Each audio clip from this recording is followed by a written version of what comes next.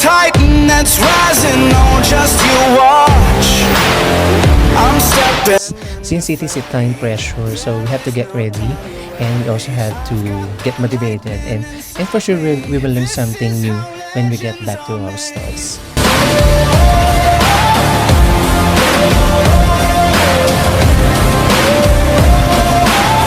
This is how legends are made.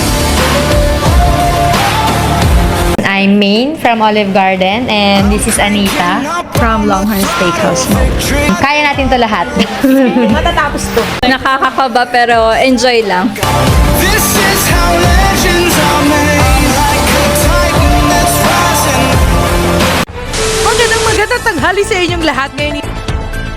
Feel nervous. Nervous siya. Yeah. Bakit challenging to dahil bago to sa namin. Sa akin, for me, bagong experience. Great start for some new managers also, and then to enhance their skills and knowledge as well. Naloloka na ako. Halo, hindi ko na maintindihan. Siyempre, we're born ready. Kinakabahan at the same time, matutulungan kami to enhance more para pagbalik namin sa mga store namin is ma-adapt namin, ma-apply namin. Babalita sa inyo ngayon, Jana Aldea from TGI Fridays, Bonifacio High Street. First runner-up is from an American concept from Olive Garden Mall of Asia, Francis Igaba.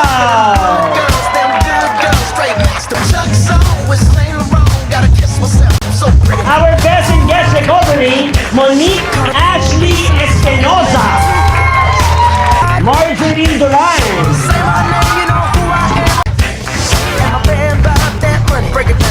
Ita Marie Feliciano, Bernie Macabuyog,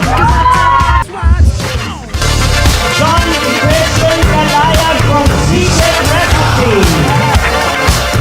Patricia Marie Feliciano. Don't believe me, just watch. Hey, hey, hey, oh!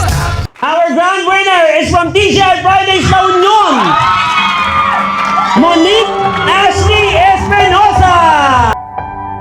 Like a small boat on the ocean, sending big waves Hindi na sana ako into susuko. motion.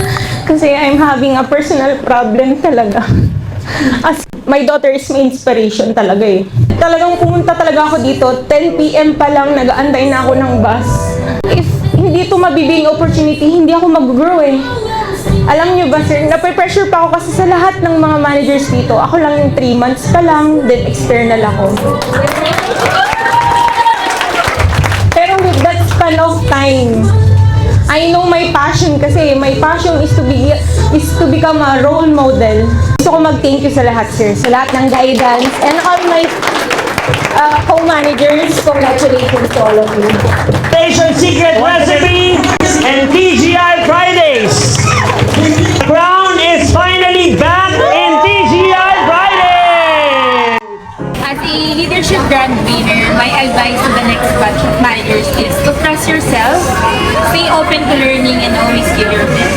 Your length of stay in the company does not define your potential. Even though I was only 3 months here at Fridays, I believe in myself and stay committed to improving every day.